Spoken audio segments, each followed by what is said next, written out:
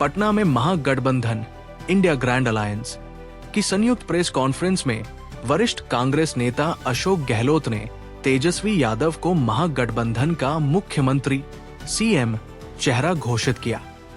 ये घोषणा गठबंधन की तरफ से बिहार विधानसभा चुनाव के लिए आधिकारिक सीएम फेस घोषित करने जैसी है। ये घोषणा पटना में मिली जुड़ी प्रेस कॉन्फ्रेंस में की गई। मंच पर गठबंधन की कई पार्टियों के नेता मौजूद थे और कांग्रेस के पर्यवेक्षक वरिष्ठ नेता अशोक गहलोत ने सार्वजनिक रूप से तेजस्वी का नाम लिया और इसे गठबंधन की सहमति के रूप में पेश किया। इस कदम का उद्देश्य गठबंधन में एकता का संकेत देना और विपक्षी दलों के समक्ष स्पष्ट नेतृत्व दिखाना है।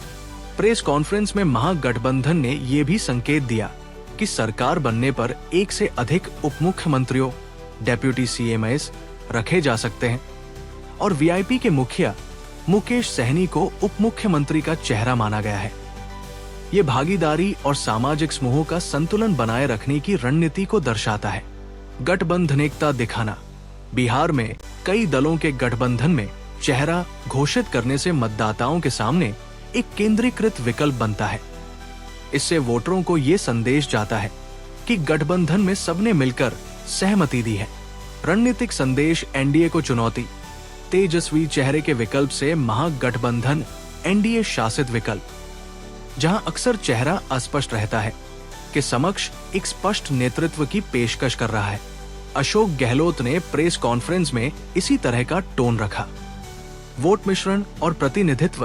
तेजस्वी यादव का चुना जाना जातीय और क्षेत्रीय समीकरणों के कारण भी मायने रखता है। आरजेडी का वोट बैंक, यादव समुदाय और युवा ग्रामीण समर्थन। वही उप मुख्यमंत्री चेहरे जैसे मुकेश सहनी से अन्य समूहों का ध्यान खींचने की कोशिश भी है। पिछले कुछ दिनों में गठबंधन के अंदर सीट बंटवारे और फ्रेंडली फाइट जैसी चर्चाएं थी। कांग्रेस और आरजेडी में कुछ मतभेद की खबरें आई, इसलिए केंद्र स्तर से अशोक गहलोत को पटना बुलाकर मामला सुलझाया गया और तेजस्वी पर सहमति बनाकर स्थिति को पटरी पर लाया गया। इसका सीधा असर ये हुआ कि अब सहयोगियों के बीच स्पष्टीकरण आ गया है। सभाबाजी और पोस्ट मिमिक्री से लेकर तीखी प्रतिक्रियाएं भी आई।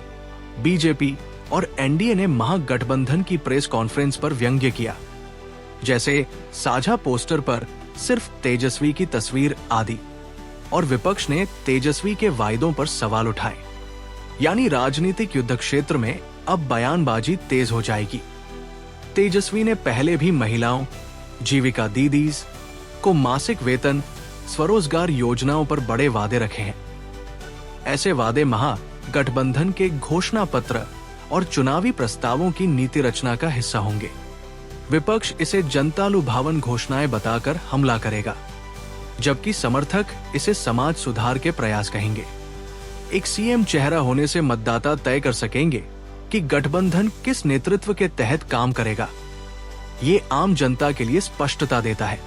तेजस्वी के वादे रोजगार, महिलाओं के अधिकार, स्थानीय विकास अब गठबंधन के चुनावी एजेंडे में प्राथमिकता बनेंगे। इससे ग्रामीण और महिला मतदाताओं पर प्रभाव पड़ सकता है। गठबंधन की विश्वसनीयता।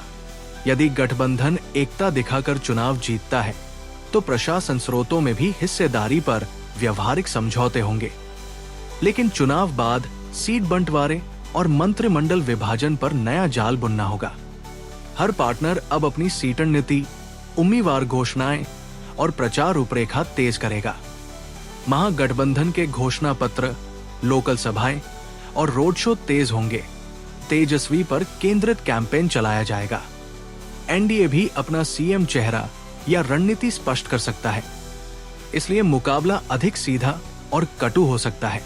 आज की प्रेस कॉन्फ्रेंस ने महागठबंधन के अंदर लंबे चल रहे झगड़ों और अनिश्चितताओं पर एक तुरंत और दिखावटी समाधान दिया। तेजस्वी यादव को चेहरा बनाकर गठबंधन ने चुनावी जमीन पर स्पष्ट विकल्प पेश किया है।